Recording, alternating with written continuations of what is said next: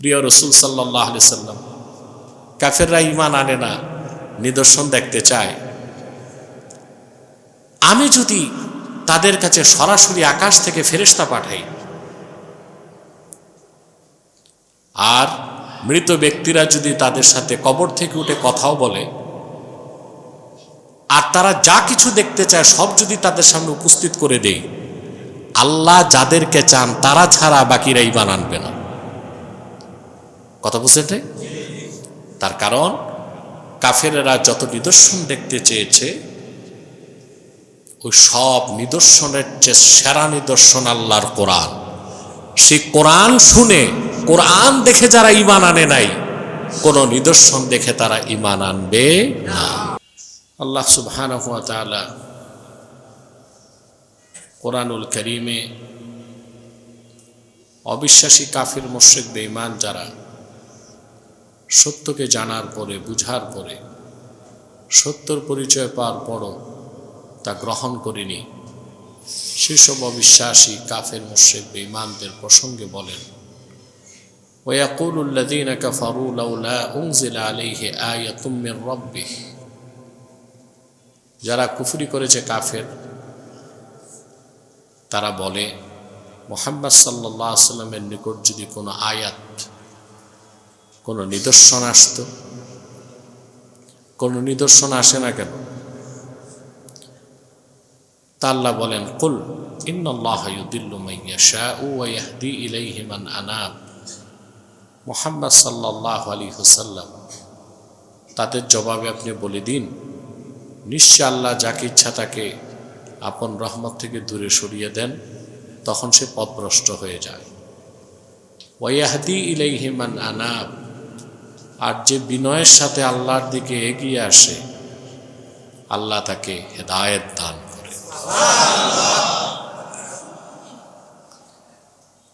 বিনয়ের সাথে কারা এগিয়ে আসে?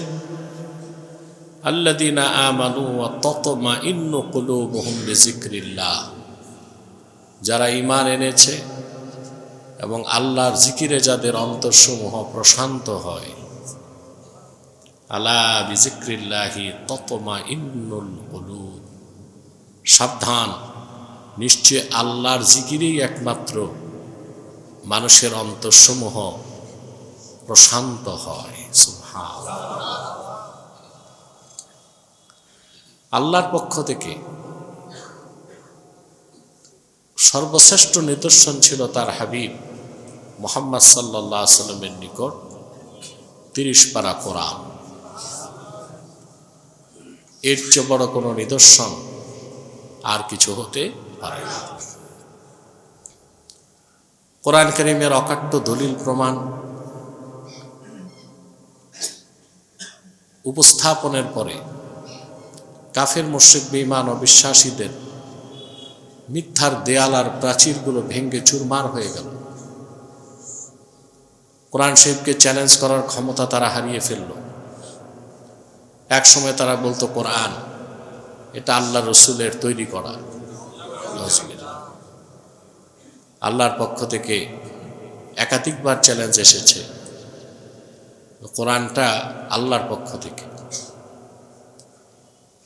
যদি এটা আল্লাহ রসুল রচনা করে থাকেন, নাউজুবিল্লাহ, তো কোরআনের মতো একটা কোরআন এনে দেখাও। তোমরা চেষ্টা করে এইরকম রচনা করা যায় কিনা। 10টি সূরার মতো সূরা দেখাও, একটি সূরার মতো সূরা দেখাও। কুরাইশ বংশের সমস্ত বিশ্বাসী কাফেররা অবনত মস্তকে আল্লাহর চ্যালেঞ্জের সামনে পরাজয়কে স্বীকার করে নিয়েছে, কিন্তু ঈমান আনবে না। তখন তারা বিভিন্ন অযৌক্তিক এবং উদ্ভট কথা বলতে লাগলো। তার মধ্যে একটি হচ্ছে, তারা বলল যে মুহাম্মদ সাল্লাল্লাহু আলাইহি ওয়াসাল্লামের নিকট কোনো নিদর্শন কেন আসে না, অথচ সকল নিদর্শনের সেরা নিদর্শন কোরআন, যেটা আল্লাহ তার হাবিবের কাছে প্রেরণ করেছেন। এর চেয়ে বড় কোনো নিদর্শন হতে পারে না।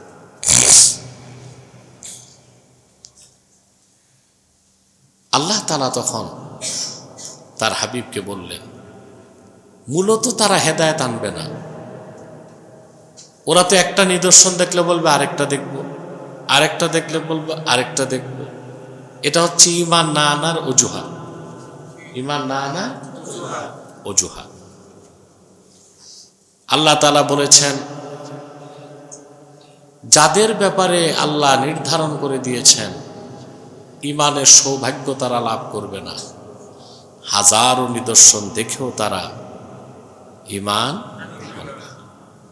ইন্নাল্লাযীনা হাক্কাত আলাইহিম কালিমাতু রাব্বিকা লা ইউমিনুন। মুহাম্মদ সাল্লাল্লাহু আলাইহি সাল্লাম, আপনি স্পষ্ট জানিয়ে দিন, যাদের ব্যাপারে আল্লাহর পক্ষ থেকে সিদ্ধান্ত হয়ে গিয়েছে, চূড়ান্ত হয়ে গেছে, তারা ঈমান আনবে না। ওয়ালাউ জাআতহুম কুল্লু আয়াতিন হাত্তা ইয়ারাউল আযাবাল আলীম। তারা যত নিদর্শন দেখতে চায় সব নিদর্শনও যদি দেখানো হয়, এমনকি আযাবুল আলীমও দেখে ফেলে, তারপরও তারা ঈমান আনবে না। কথা বুঝতে পেরেছেন? এখানে একটা দৃষ্টান্ত আমরা দিতে পারি। ফিরআউন যখন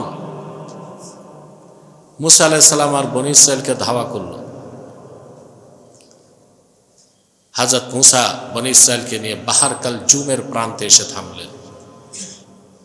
এই সমুদ্রটা ছিল 10 মাইল প্রশস্ত। কত মাইল?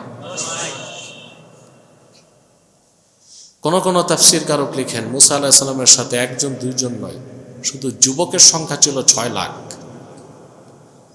আবাল বৃদ্ধ বলিতা তো আছে। পিছন দিক থেকে ফেরাউন তার ঘোড়সওয়ার বাহিনী নিয়ে উপস্থিত। বনী ইসরাইল বিচলিত হয়ে মুসা নবীকে বললেন, ইন্না লামুদরাকুন, আমরা ধরা পড়ে গেছি। ক্বালা আসহাবু মুসা ইন্না লামুদরাকুন। মুসা আলাইহিস সালামের সঙ্গী সাথীগণ তাকে বলল, মুসা, আমরা ধরা পড়ে গেছি। তুমি আমাদের মিশর থেকে বের করছো হিজরতের জন্য, আর সামনে সমুদ্র, পিছনে ফেরাউন, আমরা ধরা পড়ে গেছি। মুসা আলাইহিস সালাম তখন আল্লাহর উপর পূর্ণ বিশ্বাস রেখে বললেন, কাল্লা, কখনো না, ইন্না মাইয়া রব্বি সায়াহদিন, আমার সাথে আমার রব আছেন, তিনি বাঁচার পথ করে দিবেন। সমুদ্রে আল্লাহর হুকুমে 12টা গোত্রের জন্য 12টা শুকনা পথ হয়ে গেল। মুসা আলাইহিস সালাম তার লোকজন নিয়ে সমুদ্রে নেমে গেলেন। পানিগুলো দুই পাশে সরে বরফের মতো দাঁড়ায় গেল। শুকনা পথে হেঁটে তারা যাচ্ছেন। ফেরাউন এসে সমুদ্রের কিনারায় পড়ছে। তখনই তো তার বোঝা উচিত ছিল, যার ভুল করা যায় না, তওবার পথ ধরা দরকার ছিল। সে তখনও বিরত হয় নাই। মুসা নবীও তার সঙ্গীদেরকে হত্যার জন্যে সেও তার বাহিনী নিয়ে সে শুকনা পথে রওনা হয়ে গেছে। তারপর আসলো আল্লাহর আযাব, সব পানি আবার মিলিয়ে গেল। যখন পানিতে ডুবন্ত হাবুডুবু খাচ্ছে, তখন ফেরাউন ঈমান আনার জন্য পড়তে লাগলো, আমানতু কামা আমানা বানু ইসরাঈল। বনু ইসরাইল যেভাবে আল্লাহর উপর ঈমান আনছে, আমি ওইভাবে ঈমান আনতেছি। আল্লাহ বললেন, আর তার ঈমান গ্রহণ করা হবে না। মুসলিম শরীফের হাদিস, ফেরেশতা সমুদ্রের তলদেশ থেকে বালু নিয়ে ফেরাউনের মুখে ঢুকাই দিছে, যেন সে কালেমা পড়তে না। তো সকল কাফিরদের ক্ষেত্রে এটা, যে তারা যত নিদর্শন দেখুক, আযাবুন আলিমও দেখুক, তারা ঈমান আনবে না। যাদের ক্ষেত্রে আল্লাহ সিদ্ধান্ত নিয়েছেন তারা ঈমান আনবে না। আল্লাহ তাআলা অন্যত্র বলেন, ওয়ালাউ আন্নানা নাযালনা ইলাইহিমুল মালাইকাতা ওয়া কাল্লামাহুমুল মাউতা ওয়া হাশারনা আলাইহিম কুল্লা শাইইন ক্বাবলাম মা কানু লিয়ুমিনু ইল্লা আন ইয়াশা আল্লাহ ওয়ালাকিন্না আকসারাহুম ইয়াজহালুন। প্রিয় রাসূল সাল্লাল্লাহু আলাইহি সাল্লাম, কাফেররা ঈমান আনে না, নিদর্শন দেখতে চায়। আমি যদি তাদের কাছে সরাসরি আকাশ থেকে ফেরেশতা পাঠাই, আর মৃত ব্যক্তিরা যদি তাদের সাথে কবর থেকে উঠে কথাও বলে, আর তারা যা কিছু দেখতে চায় সব যদি তাদের সামনে উপস্থিত করে দেই, আল্লাহ যাদেরকে চান তারা ছাড়া বাকিরা ঈমান আনবে না। কথা বুঝছেন? তার কারণ কাফেরেরা যত নিদর্শন দেখতে চেয়েছে, ওই সব নিদর্শনের চেয়ে সেরা নিদর্শন আল্লাহর কোরআন। সেই কোরআন শুনে, কোরআন দেখে যারা ঈমান আনে নাই, কোন নিদর্শন দেখে তারা ঈমান আনবে না। কাফেরেরা অজুহাত হিসেবে আবার এটাও বলতো, ওয়ালাউ আন্না কুরআনান সুয়্যিরাত বিহিল জিবালু আও কুত্তিআত বিহিল আরদু আও কুল্লিমা বিহিল মাউতা বাল লিল্লাহিল আমরু জামিআ। অবিশ্বাসী কাফেররা বলতো, মুহাম্মদ সাল্লাল্লাহু আলাইহি ওয়াসাল্লামের কাছে যদি এমন একটা কোরআন আসতো যেটার মাধ্যমে পাহাড়গুলো সব উঠত, জমিন বিদীর্ণ হয়ে যেত, আর মৃত ব্যক্তি উঠে কথা বলতো। আল্লাহ বলেন, এই সব কাজ আল্লাহর ইখতিয়ার ভুক্ত। এগুলো দেখলেও তারা ঈমান আনবে না। ওরা যে নিদর্শনগুলো দেখতে চেয়েছে তার অনেক বড় নিদর্শন ছিল রাসূলুল্লাহ সাল্লাল্লাহু আলাইহি সাল্লাম আঙ্গুলের ইশারায় চাঁদকে দুই টুকরা করে দিয়েছেন। আল্লাহ হাবিব সাল্লাল্লাহু আলাইহি সাল্লাম মক্কায় আবু কুবাইস পাহাড়ের কাছে দাঁড়িয়েছিলেন। আবু জাহেল লোকজন কাফেরদেরকে নিয়ে এসে বলল, মুহাম্মদ সাল্লাল্লাহু আলাইহি ওয়াসাল্লাম অনেক নিদর্শন দেখেছি, জমিনে দেখেছি, আপনি কি পারবেন আকাশের পূর্ণিমার চাঁদকে দ্বিখণ্ডিত করে দিতে? আল্লাহ হুকুম করলেন, রাসূলুল্লাহ সাল্লাল্লাহু আলাইহি সাল্লাম আঙ্গুলে ইশারা করলেন, চাঁদ দুই টুকরা হয়ে আবু কুবাইস পাহাড়ের দুই পাশে সরে গেল। আল্লাহ কোরআন শরীফে বলেছেন, ইকতারাবাতিস সাআতু ওয়ানশাক্কাল কমর, কিয়ামত নিকটবর্তী হলো আর মুহাম্মদ সাল্লাল্লাহু আলাইহি সাল্লামের আঙ্গুলের হেলনে চাঁদ দুই টুকরা হয়ে গেল। সুবহানাল্লাহ। মাওলানা আনোয়ার কাশ্মীরি রহমতুল্লাহ, ওনার থেকে বুখারী শরীফ ফায়জুল বারীতে একটা ঘটনা এসেছে, ইতিহাসের কিতাবে তো আছে। হিন্দুস্তানে তখন এক রাজা ছিল, ভোলরাজ। কিনা? কোথায় আরব আর কোথায় হিন্দ। আনোয়ার কাশ্মীরি লেখেন, কদ শাহাদাহু রাজুলুম মিনাল হিন্দে ইসমুহু ভোলরাজ। রাসূলুল্লাহ সাল্লাল্লাহু আলাইহি সাল্লাম আঙ্গুলের হেলনে চাঁদ দুই টুকরা করছেন মক্কায়। হাজার হাজার মাইল দূরে হিন্দুস্তানের রাজা ভোলরাজ নিজ চোখে তা দেখতে পেয়েছে। সুবহানাল্লাহ। সে তো বিচলিত হয়ে গেছে, চাঁদ দুই টুকরা হয়ে গেল। সে তার সমস্ত জ্যোতিষ পণ্ডিতদেরকে একত্রিত করে বলল, গত রাতে আমি দেখেছি আকাশের পূর্ণিমার চাঁদ দুই টুকরা হয়ে গেছে, দুই পাশে সরে গেছে, অনেকক্ষণ পর মিলিত হয়েছে। তারা বলল, স্বপ্ন দেখছেন নাকি? বলে, না, দিব্য জেগে জেগে দেখেছি। হিন্দু ধর্মের পণ্ডিত তারা যখন ছিল, তারা বলল, হিন্দু ধর্ম বলা যায় না, সনাতন। বুঝতে পারছেন? কারণ এখন হিন্দুদের কাছে যে ধর্ম, এটা কোনো ধর্মই না, এটা একটা সংস্কৃতি। এটা কি? এটা একটা সংস্কৃতি। এটা কোনো দৃষ্টিকোণ থেকে কোনো ধর্মের মধ্যে পড়ে না, কোনো দৃষ্টিকোণ থেকে কোনো ধর্মের আওতায়। এটা একটা সংস্কৃতি। এটা কি? তখন সেই ধর্মের পণ্ডিতগণ বলল যে, আপনি যা দেখেছেন ঠিকই দেখেছেন। আমাদের ধর্মগ্রন্থে ভবিষ্যৎবাণী আছেন, এই পৃথিবীর মানব জাতির সর্বশেষ ত্রাণকর্তা যিনি, ওনার আগমন ঘটেছে মক্কায়। সুবহানাল্লাহ। এবং হিন্দু ধর্মগ্রন্থে সব নামও এসেছে।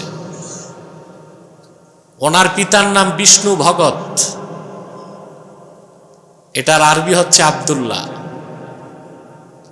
ওনার মায়ের নাম সুমতি, এটার আরবি আমেনা। সুবহানাল্লাহ।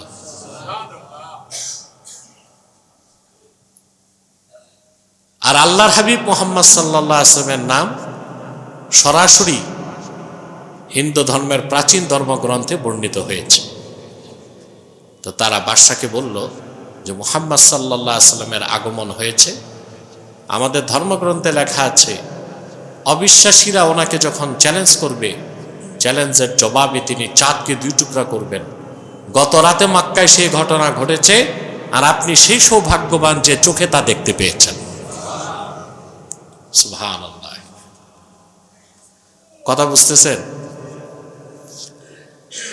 পরবর্তীতে ইতিহাস এটাও বলে ভোলরাজ তার পরিবার পরিজন নিয়ে মক্কায় গিয়েছিল এবং আল্লাহর হাবিবের কাছে ইসলাম গ্রহণ করে মুসলমান হয়েছে। কুল ইন্নাল্লাহা ইউদিল্লু মান ইয়াশাউ ওয়া ইয়াহদি ইলাইহি মান আনাব।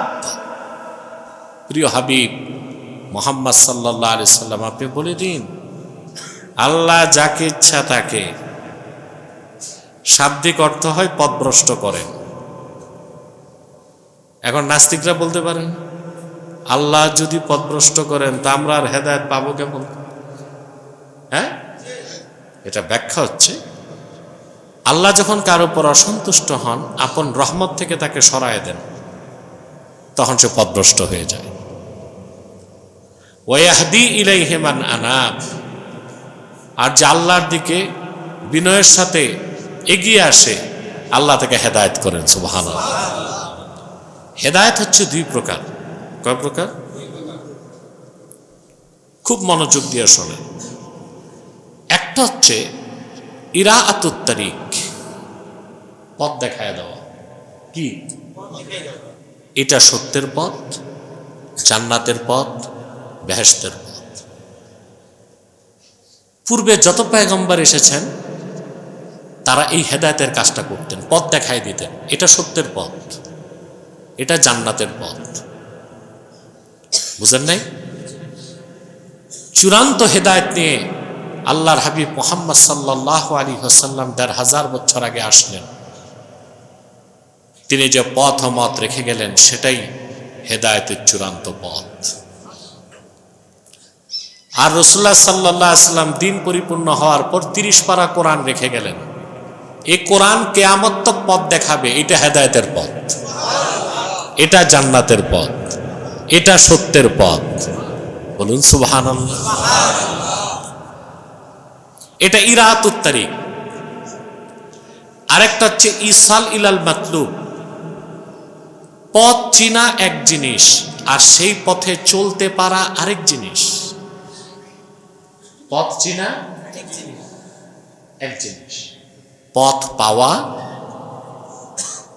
পথ চিনতে পারা এক বিষয়, আর সেই পথে চলতে পারা আরেক বিষয়। হেদায়েতের পথে শেষ গন্তব্যে পৌঁছায় দেওয়া ওটা আল্লাহর কাজ, ওটাকে বলা হয় ইসাল ইলাল মাতলুব। বলেন সুবহানাল্লাহ। দেখেন আবু জাহেল কিন্তু বুঝতে পেরেছিল আল্লাহ সত্য, আল্লাহর হাবিব সত্য, কোরআন সত্য, ইসলামও সত্য। হেদায়েতের পথ কোনটা এটা বুঝতে পেরেছিল, কিন্তু সেই পথে সে চলতে। আপনি অবাক হবেন, সারা জীবন যে আবু জাহেল রাসূলুল্লাহর বিরোধিতা করলো, ইসলামের বিরোধিতা করলো, সে মনে প্রাণে বিশ্বাস করত আল্লাহ রসুল যা বলেন সবটাই মহাসত্য। ইমাম তাবারি, ইবনে কাসির এবং কুরতুবী একটা ঘটনা উল্লেখ করেছেন নিজ নিজ কিতাবের মধ্যে।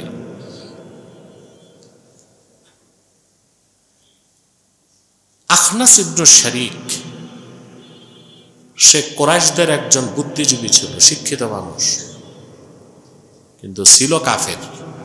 ছিল কি? এই আখনাস ইবনে শরীক একদিন আবু জাহেলকে নিয়ে কথা বলতেছে।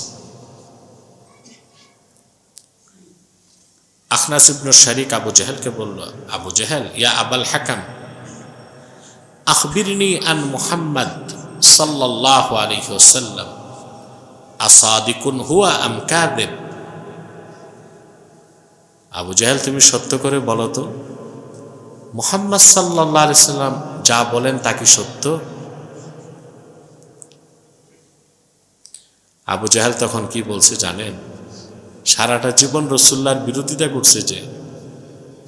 আবু জেহেল বলেছে, ওয়াইহাকা ওয়াল্লাহ ইন্না মুহাম্মাদান সাল্লাল্লাহু আলাইহি ওয়াসাল্লাম লাসাদিকুন ওয়া মা কাযাবা মুহাম্মাদুন সাল্লাল্লাহু আলাইহি ওয়াসাল্লাম কাত্তু। আমি কাবার মালিক আল্লাহর কসম করে বলি, মুহাম্মদ সাল্লাল্লাহু আলাইহি সাল্লাম মহাসত্যবাদী। জিন্দিগিতে কোনোদিন ওনাকে আমি মিথ্যা বলতে শুনি না। স্টেটমেন্ট কার? আবু জেহেলের। কিন্তু ঈমান, হেদায়েতের পথ চিনতে পারা এক বিষয়, আর হেদায়েতের পথে চলতে পারা আরেক বিষয়। এই হেদায়েত কার হাতে? কথা বুঝতেছেন? সহিহ বুখারী কিতাবুল মাগাজিতে একটা হাদিস ইমাম বুখারী উল্লেখ করেছেন। মদিনাতুল মুনাওয়ারাতে রাসূলুল্লাহ সাল্লাল্লাহু আলাইহি ওয়াসাল্লামের জলিলুল কদর সাহাবী ছিলেন সাদ ইবনে মুআজ রাদিয়াল্লাহু তাআলা। সাদ ইবনে মুআজ, এই সাদ ইবনে মুআজ ছিল উমাইয়া ইবনে খালাফের বন্ধু। উমাইয়া ইবনে খালাফ ছিল কুরাইশদের second in command. First in command ছিল আবু জেহেল, আর সেকেন্ড ইন কমান্ড ছিল, তার উপাধি ছিল আবু সাফওয়ান। আবু, আপনার হযরত বেলাল রাদিয়াল্লাহু তাআলা আনহু নির্যাতনের কথা শুনছেন না? উনি কিন্তু এই উমাইয়া ইবনে খালাফের অধীনেই ছিল। কত নির্যাতন করছে তা আপনারা জানেন। উমাইয়া ইবনে খালাফ হযরত বেলালকে কত নিষ্ঠুর নির্যাতন করছে আপনারা তা জানেন। বাবলা গাছের কাটা দিয়ার টুপি তৈরি করে হযরত বেলালের মাথায় সেধে দিয়েছে, রক্ত ফোটায় ফোটায় ঝরে পড়েছে। ওনাকে উলঙ্গ করে পাহাড় থেকে টেনে মরুভূমিতে নিয়ে এসেছে একদিন। উত্তপ্ত বালিতে জ্বলন্ত অঙ্গার বিছিয়ে হযরত বেলালকে শুইয়ে দিছে, সেনার উপর একটা পাথর রেখে দিয়েছে। হযরত বেলাল হুঁশ হারিয়ে ফেলেন। যখন হুঁশ ফিরে তিনি আকাশের দিকে তাকিয়ে বলেন, আহাদ আহাদ, আল্লাহ এক, আল্লাহর কোনো শরীক নাই। হযরত বেলাল রাদিয়াল্লাহু তাআলা আনহু তার বক্তব্যকে আরবের কবি কাব্যের ভাষায় বলেন। হযরত বেলাল এটাই বলতে চেয়েছেন উমাইয়া ইবনে খালাফকে, উমাইয়া, তুমি আমার দেহের মালিক, কেটে টুকরা করে দাও, আগুনে জ্বালিয়ে ভস্ম করে দাও। তুমি আমার মনের মালিক না। মনের গভীরে যেখানে আল্লাহ তার রাসূলের ভালোবাসা রেখেছি ওখানে হাত দিতে পারবা না। সুবহানাল্লাহ। এই উমাইয়া ইবনে খালাফ ছিল কুরাইশদের নেতা। কুরাইশদের 7টা নেতা ছিল, বড় নেতা। কয়টা? Abu Jahl, Utbah, Shaybah, Mughirah, Abul Bakhtari, Umayyah ibn Khalaf, Abu Sufyan. Abu Sufyan মুসলমান হয়েছিল। আবু সুফিয়ান, বাকিগুলো। এই উমাইয়া ইবনে খালাফের সাথে বন্ধুত্ব ছিল সাদ বিন মুআজ রাদিয়াল্লাহু তাআলা। তো হিজরতের আগে হাদিস শরীফে এসেছে, ওয়াকানা সা'দান ইযা মাররা বিমাক্কাতা নাযালা আলা উমাইয়াতা ওয়াকানা উমাইয়াতু ইযা মাররা বিল মাদিনাতিল মুনাওয়ারা নাযালা আলা সা'দিন ওয়াকানা সা'দুন ইযা মাররা বিমাক্কাতা নাযালা আলা উমাইয়া। সাদ বিন মুআজ যখন মদিনা মুনাওয়ারা থেকে মক্কা শরীফ আসতো, তো উমাইয়া ইবনে খালাফের বাড়িতে উঠতো। আর উমাইয়া ইবনে খালাফ যখন মদিনা মুনাওয়ারা যেত, সাদ বিন মুআজের বাড়িতে উঠত।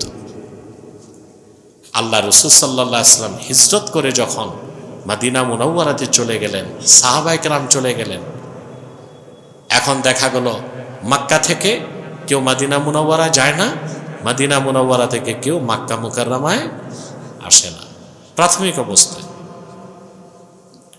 হযরত সাদ বলেন, আমার মনটা চাইলো ওমরা করব।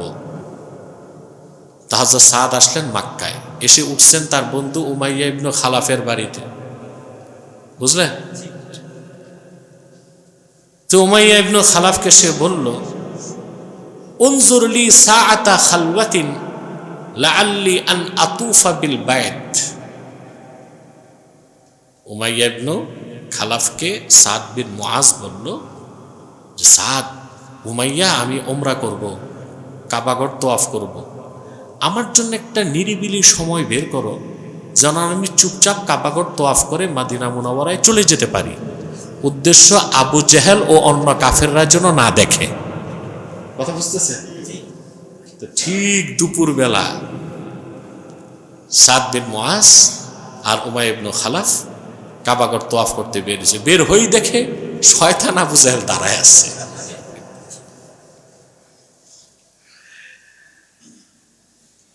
আবু জেহেল তো ছিঁড়ে ফেলছে সাদ বিন মুআজকে। তিনি মুসলিম সাহাবী, সুবহানাল্লাহ, কোন সাহসী তিনি মক্কায় আসছেন।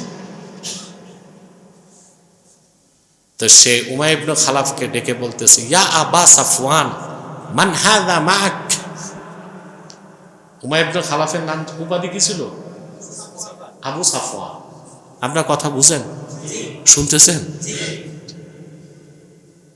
হে আবু সাফওয়ান, তোমার সাথে এই লোকটাকে চিনে। তারপর এটা হচ্ছে আজকে ডায়লগ, ভঙ্গি, এটাকে। তো তিনি বলেন, হাজা সাদ, এ হচ্ছে আমার বন্ধু সাদ, মদিনা মুনাওয়ারা থেকে এসেছে কাবাগর তওয়াফ করতে। তখন আবু জাহাল উমাইয়া হযরত সাদ বিন মুআজকে বলতেছে, আলা আরাকা তাতুফু বিমাক্কাতা আমিনান ওয়া কাদ আওয়াইতুমুস সুবাতা ওয়া জাআমতুম আন্নাকুম তানসুরুনাহুম ওয়া তুঈনুনাহুম আমা ওয়াল্লাহি লাউলা আন্নাকা মা'a আবি সাফওয়ানা মা রাজা'তা ইলা আহলিকা সালিমা। তোমার কি সাহস, তুমি মদিনা মুনাওয়ারা থেকে কাবাগর তওয়াফ করতে আসছো, একটুও ভয় পাইলা না? যদি তুমি আবু সাফওয়ানের সাথে না থাকতা, তা আমি নিরাপদে তোমাকে মদিনা মুনাওয়ারায় ফিরতে দিতাম না। মুমিনের সাহস কি দেখেন। এবার হযরত সাদ বিন মুআজ উচ্চ কণ্ঠে বললেন, হাদিস শরীফের মধ্যে এসেছে, ফাকালা লাহু সা'দুন ওয়া রাফা'a সাওতাহু আলাইহি। উচ্চ কণ্ঠে সাদ তখন বললেন, তুমি যদি আমাকে মদিনা মুনাওয়ারায় নিরাপদে ফিরতে না দাও, তা আমার কাছেও ব্যবস্থা আছে। মদিনা মুনাওয়ারার পথ ধরে তোমরা শাম দেশে যে ব্যবসা করতে যাও, এটা আটকায় দিব। তো খুব জোরে ধমক দিয়ে বলছে, তো এটা খারাপ লাগছে উমাইয়ার, কারণ উমাইয়ার নেতা তো আবু জাহেল। আবু জাহেলকে সাহাবী ধমকাচ্ছে, এটা তার খারাপ লাগছে না? তো উমাইয়া সাদকে বলল, লা তারফা সাওতাকা ইয়া সাদ আলা আবিল হাকাম সাইয়্যিদি আহলিল ওয়াদি। সাদ, তুমি এই উপত্যকার নেতা আবুল হাকাম মানে আবু জাহেলের সামনে উচ্চ কণ্ঠে কথা বলো না, তার মানে সে তো নেতা। হযরত সাদ তখন বললেন, তুমি নেতা নিয়া বাড়াবাড়ি করো না, নিজের খবর জানো। বলে, আমার খবর কি? তখন তিনি বললেন, সাদ বিন মুআজ বললেন, ফাওয়াল্লাহি লাকাদ সামি'তু রাসূলুল্লাহ সাল্লাল্লাহু আলাইহি ওয়াসাল্লাম ইয়াকুল ইন্নাহুম কাতিলুক।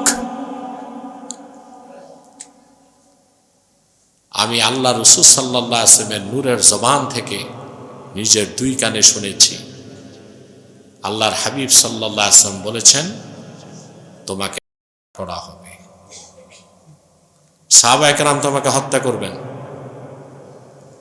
উমাইয়া ইবনে খালাফ বলল, কোথায় হত্যা করবেন? মক্কায়? তো সাদ বললেন, না, এটা আমার জানা নেই। সাদ বিন মুআজ থেকে এই কথা শুনে উমাইয়া ইবনে খালাফ এক দৌড় দিছে তার বাড়িতে। বন্ধুরও খবর নাই, নেতারও খবর। বাড়িতে যে তার বউকে ডাকতেছে, ইয়া উম্মা সাফওয়ান, সাফওয়ানের মা, কই তুমি? বউ তো দৌড়ে আসছে, বলে কি বিষয়, তুমি এত হন্তদন্ত করে ছুটে এসেছো কেন? বলে আমার বন্ধু সাদ বিন মুআজ মক্কা থেকে, মদিনা মুনাওয়ারা থেকে মক্কা এসেছে, সে আমাকে জানালো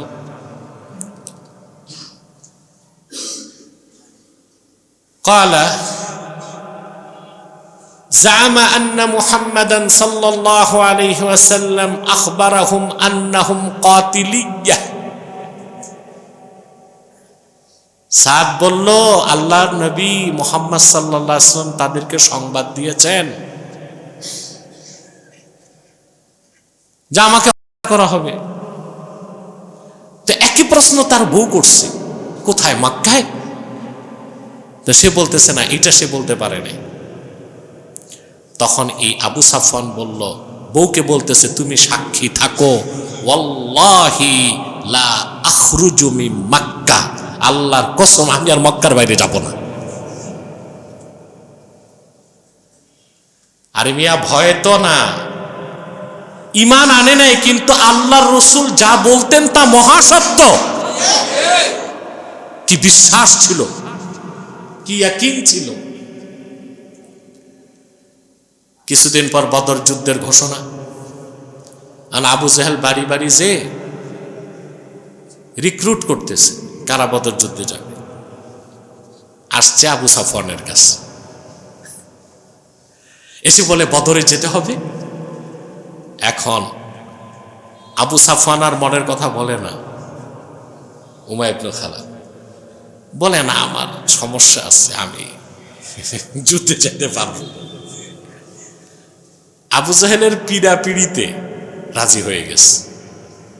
তো তার বউ তাকে বলল, ইয়াসরাবি, ইয়াসরাব, মদিনা মুনাওয়ারাকে আগে ইয়াসরাব বলা হতো, যে ইয়াসরাব থেকে যে আসছে, তোমার বন্ধু সাদ না বলছে রাসূলুল্লাহ সাল্লাল্লাহু আলাইহি ওয়াসাল্লাম সাহাবায়ে কেরামকে বলেছেন তুমি নিহত হবা, তুমি না বলছো মক্কার বাইরে যাবা না? বলে, কি বলবো, আবু জেহেলের পীড়াপিড়ি, আমি একটু বের হব বা এক বাহানায় চলে আসব। সেই যে বের হলো উমাইয়া ইবনে খালাফ, আর ফিরতে পারল না, বদর পর্যন্ত পৌঁছে গেল। তারপর কি হলো, বছরের পর বছর যে বেলালকে সে নির্যাতন করছে, হাদিস সাক্ষ্য দেয়, ফাকাদ্দারাল্লাহু কাতলাহু বিবিলালিন মুআজ্জিনি রাসূলিল্লাহি সাল্লাল্লাহু আলাইহি ওয়াসাল্লাম। হযরত বেলালের হাতেই আল্লাহ তাআলা উমাইয়া ইবনে খালাফের মৃত্যুকে নিশ্চিত করেছেন। হযরত বেলাল নিজ হাতে কাফের উমাইয়া ইবনে খালাফের গর্দানকে কেটে দিয়েছেন। এখন এখানে চিন্তার খোরাক আছে। আগে একটা হাদিস শুনলেন, আবু জেহেল কি বলছে, আল্লাহর কসম মুহাম্মদ সাল্লাল্লাহু আলাইহি ওয়াসাল্লাম মহাসত্যবাদী, কোনোদিন ওনাকে মিথ্যা বলতে শুনি নাই, কিন্তু ঈমান আনে নাই।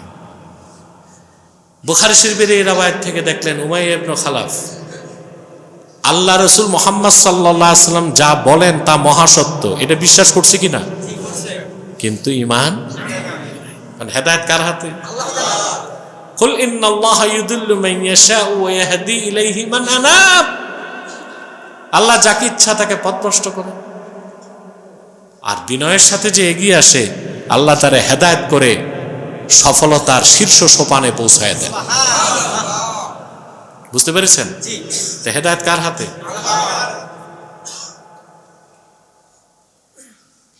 সম্মানিত সুধী, হেদায়েত পাওয়ার চেয়ে বড় কোনো সফলতা নাই, বড় কোনো সফলতা। আল্লাহ যাকে হেদায়েত করেন সে কামিয়াব। আল্লাহ যাকে পথভ্রষ্ট করেন, তার বিত্ত বৈভব, সহায় সম্পদ, যশ খ্যাতি, মান সম্মান যাই থাক, তার 2 পয়সার মূল্য। আল্লাহ বলছেন তাদের ব্যাপারে, উলাইকা কাল আনআমি বাল হুম আদল। হেদায়েত থেকে বঞ্চিত যারা কাফের মুশরিক বেঈমান, তারা হচ্ছে চতুষ্পদ জানোয়ার সদৃশ, এবং তার চেয়েও খারাপ, তার চেয়েও। আরে ভাই, চতুষ্পদ জানোয়ারগুলো আল্লাহর নিয়ম কানুন মানে, নিয়ম কানুন। একটা গরু একটা গাভীর কাছে যায়, ঠিক না? কিন্তু গাভীটা যদি তার মেয়ে হয়, গরু এটার কাছে যায় না। কিছু স্ট্রাকচার, কিছু নিয়ম কানুন তারা মানে। আর আজকে অবিশ্বাসী কাফেররা কেমন হয়ে গেছে, ইউরোপ আমেরিকায় মা ছেলে, বাপ মেয়ে ফিজিক্যাল রিলেশন করতেছে।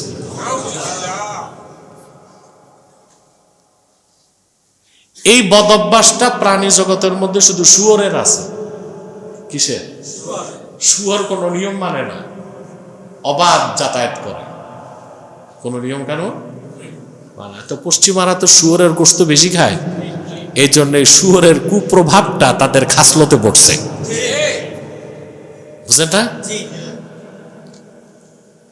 এই জন্য তো আল্লাহ তাআলা কাফেরদেরকে বলছেন হালাল খাও, পরকালের মুক্তির জন্য না, পৃথিবীতে যেন সুস্থ থাকা যায়। কি থাকা যায়? কারণ পৃথিবীর যত রোগ বালাই সব কুখাদ্য থেকে, সুখাদ্য থেকে। এই যে 20 সালে করোনার যে মহামারী, এটা কিসের থেকে? অধিকাংশ বিজ্ঞানীর মতে বাদুর থেকে। কিসের থেকে? বাদুর থেকে। চাইনিজরা বাদুর খায়। চাইনিজরা কি খায় না? আহা, অখাদ্য কুখাদ্য যা আছে দুনিয়ায় সব চাইনিজরা খায়। এতটা কুরুচি সম্পন্ন জাতি পৃথিবীতে আছে কিনা আল্লাহ তাআলাই ভালো জানে। ওদের প্রিয় খাদ্য হচ্ছে বানরের মাথার মগজ, এটা ডেজার্ট, হালুয়া বানায় খায়। এটা খাওয়ার জিনিস। সাপ, বিড়াল, কুকুর, বানর কিচ্ছু বাদ দেয় না। আমার মনে হয় ক্ষুধায় পড়লে নিজেরা নিজেদের জবাই করে খেয়ে ফেলে চাইনিজরা। সে যাই হোক, আমি মনে করি আল্লাহ ওদেরকে বানাইছেন মানব সেবার জন্য। কিসের জন্য? মানব সেবার জন্য। যত নিত্য প্রয়োজনীয় জিনিস এগুলো চায়নারাই কিন্তু বানায়। কারা বানায়? আল্লাহ ওদেরকে বানাইছেনই এই মানব সেবার জন্য, মানে এই জিনিসপত্র বানাবে, ভোগ বিলাস করবে, পরকালে কিছু নাই। প্রিয় বন্ধুগণ, হেদায়েতটা আল্লাহর হাতে। হেদায়েত 2 প্রকার, একটা ইরাতুত তারিক আর একটা ইসালিলাল মাতলুব। এখন আল্লাহ তারপরে কি বলেছেন? আল্লাযীনা আমানু ওয়া তাতমাইন্নু কুলুবুহুম বিযিকরিল্লাহ, যারা ঈমান এনেছে এবং আল্লাহর জিকিরে যাদের অন্তর প্রশান্ত হয়, আল্লাহ তাদেরকে চূড়ান্ত হেদায়েত দেন। আরে ভাই, ঈমান যারা আনছে হেদায়েত তো পেয়ে গেছে, আবার হেদায়েত কি পাবে? প্রশ্ন আসে না? হ্যাঁ, এখানে হেদায়েতের, ঈমানের কতগুলো মানজিল আছে, হেদায়েতের কতগুলো স্তর আছে। একজন লোক ঈমান আনলো, সে ইসলামের পথে চলে আসলো, কিন্তু সেই ইসলামের পথে, হেদায়েতের পথে চলে আসার পর স্তর তো ভিন্ন ভিন্ন। সবার ঈমান কি এক? ইয়াকিন। ইয়াকিনটা থাকে দিলে। কোথায়? দিলে। ঈমানটা কি? আখিরাত আছে। কিন্তু এই যে আখিরাত আছে, এই বিশ্বাসটা অন্তরে প্রবলভাবে গেঁথে যাওয়া, অর্থাৎ আখিরাত আছে তো আছে তো আছে, এটাই ইয়াকিন। এটা কি? এটা কি সবার সমান? সবার সমান না তো। মানুষ কত স্লোগান দেয় না? হ্যাঁ, মরলে শহীদ, বাঁচলে গাজী, টিয়ার সেল একটা ফুটছে, কেউ নাই। আখিরাতের কথা ভুলে গেছে কথা বলে। তবে হ্যাঁ, এখানে একটা কথা আছে, সুইসাইডিক্যাল ডিসিশন নেওয়া যায় না। আপনার শত্রু অস্ত্র নিয়ে আসবে আর আপনি তসবিহ নিয়ে যাবেন? কথা বলেন না, আপনাকে অস্ত্র লাগবে। আরে ও যদি কামান আনে আপনি পিস্তল তো নিবেন। কথা বলেন, একটা কিছু তো লাগবে। আপনি তসবিহ নিয়ে গেলে হবে? আপনি আর কত বড় বুজুর্গ, হযরত শাহজালাল রহমতুল্লাহ তরবারি আনেন নাই? শাহজালালের বুকে ছিল কোরআন, এক হাতে জায়নামাজ আর এক হাতে সোর্ড অফ জাস্টিস, ইনসাফের তরবারি। ওই ইনসাফের তরবারি দিয়েই গৌর গোবিন্দের 20 দাঁতকে ভাঙছেন। আপনার তো সিলেট মাজার শরীফে যান না? যে বেহুদা গজার মাছ দেখেন, তারপর গজার মাছকে কি খাওয়ায়? মুড়ি বুট এগুলো খাওয়ায়। তো গজার মাছকে না খাওয়ায় ওখানে যে ফকিরগুলো আছে ওগুলোরে খাওয়াইলে সওয়াব হবে। এগুলো দেখার মধ্যে কোনো ফায়দা নাই। জিয়ারত করে জাদু করে যাবেন পাশেই, ওখানে দেখবেন প্রায় 800 বছর আগে রেখে যাওয়া শাহজালালের তরবারিটা রক্ষিত আছে। সুবহান। আপনাকে উপকরণ লাগবে। সুইসাইডিক্যাল ডিসিশন নিতে ইসলাম বলে না। শত্রু আসবে অস্ত্র নিয়ে, আপনি যাবেন খালি হাতে, এটা কি বিচক্ষণতা? তাকওয়া, তাওয়াক্কুল। বদর যুদ্ধে এক সাহাবী এসে আল্লাহ রসুলকে বললেন, আমাকে একটা কিছু দেন, আমি যুদ্ধ করব। আল্লাহ রসুল বললেন, যতগুলো তরবারি ছিল সব বন্টন হয়ে গেছে। সাহাবী বললেন, আমি জিহাদ না করে ফিরবো না, আপনার নূরের হাতে একটা কিছু দেন। রাসূলুল্লাহ সাল্লাল্লাহু আলাইহি ওয়াসাল্লাম একটা খেজুরের ঠাল তার হাতে তুলে দিয়েছে। সাহাবী রাসূলুল্লাহ নূরের বরকতের ছোঁয়া লাগা এই ঠাল নিয়ে ময়দানে ঝাঁপিয়ে পড়লেন। তিনি 60টা লোহার তরবারিকে ভেঙে টুকরা করেছেন।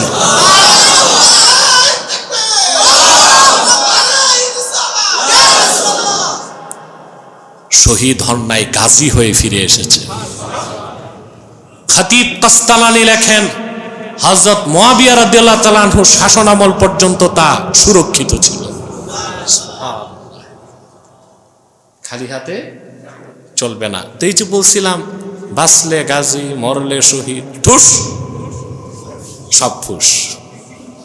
হে মানি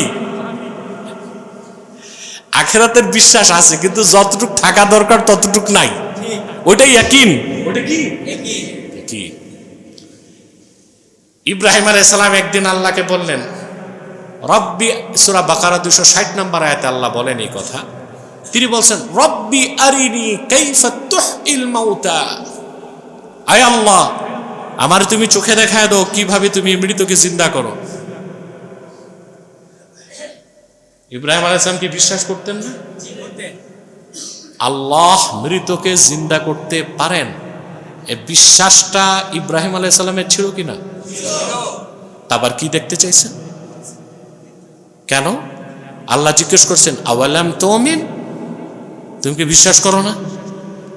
তিনি বলছেন, আল্লাহ বিশ্বাস করি, ওয়ালাকিন লিয়াতমাইন্না কলবি আই লিয়াজদাদা ইয়াকিনি। তুমি মৃতকে জিন্দা করতে পারো, আমি বিশ্বাস করি, তবে চোখে দেখলে মনের যত ওয়াসওয়াসা আছে, যত প্রশ্ন জাগে সব চলে যাবে। আল্লাহ তাকে বললেন, ঠিক আছে, 4টা পাখি তুমি জোগাড় করো এবং এগুলোকে পোষ মানাও। কি করো? জানো তুমি ডাকলেই তারা তোমার কাছে আসতে পারে, পোষ না মানাইলে আসবে? ইব্রাহিম আলাইহিস সালাম 4টা পাখি সংগ্রহ করলেন, এগুলোকে পোষ মানালেন। বুঝলেন? এরপর আল্লাহ বলছেন, এগুলোকে টুকরা টুকরা করো, কাটো। কেটে টুকরা টুকরা করে হাড় গোড় হাড্ডি গোশত সব ছিন্ন ভিন্ন করে দিলেন। আল্লাহ বললেন, 4টা পাহাড়ে রেখে আসো। কটা পাহাড়ে? ইব্রাহিম আলাইহিস সালাম 4টা পাহাড়ে ছিটিয়ে দিলেন। আল্লাহ বললেন, এবার ডাকো। তে নাম ধরে ডাকলেন, সব পাখিগুলো জিন্দা হয়ে তার হাতে চলে আসছে। মৃতকে আল্লাহ জিন্দা করতে পারেন। এই যে তিনি চোখে দেখলেন, এখন অন্তরের রায়ের শাক কালাক সন্দেহ সব। এই যে আল্লাহ বলেছেন যে বিনয়ের সাথে আল্লাহর দিকে এগিয়ে আসে, যারা ঈমানদার, আল্লাহর জিকিরে যাদের অন্তর প্রশান্ত হয়, তাদেরকে আল্লাহ আবার কোন হেদায়েত করেন? এই হেদায়েত হচ্ছে আল্লাহ তাদের বিশ্বাস ও ইয়াকিনকে চূড়ান্ত পর্যায়ে পৌঁছায় দেন। ইব্রাহিম আলাইহিস সালাম দেখে যা বিশ্বাস করছেন, মুহাম্মদ সাল্লাল্লাহু আলাইহি সাল্লামের উম্মত কোরআন পড়ে ততটুকু বিশ্বাস করবে। সুবহানাল্লাহি বিহামদিহি। আল্লাহ বলেছেন, আলা বিযিক্রিল্লাহি তাতমাইন্নুল কুলুব। সাবধান, জেনে রেখো, আল্লাহর জিকিরেই মুমিনদের অন্তরসমূহ প্রশান্ত হয়, অর্থাৎ তাদের অন্তরে সব সন্দেহ চলে যায়, ঈমানের উপর, ইয়াকিনের উপর সে প্রতিষ্ঠিত হয়ে যায়। বলেন সুবহানাল্লাহ। সবচেয়ে অশান্ত পৃথিবীতে মানুষের অন্তর, সবচেয়ে। বদরুদ্দীন আইনি উমদাতুল কারিতে লেখেন, সুমিয়াল কলবু কলবান লিতাকাল্লুবিহি। কলবকে কলব, এটা উচ্চারণটা কি? কলব। অনেক মৌলবী সাহেব কি শুনি বলে কালব। কালব মানে কুত্তা।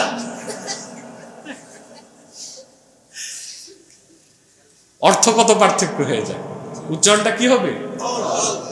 কলব। সাধারণ মানুষের কি করবে? দেখি বক্তা মৌলবী সাহেব এই সব গণনার মৌলবীর এই দিন বলতেছে কাল্প ঠিক করেন। কাল্প কি করেন? কাল্প না, কল্ব।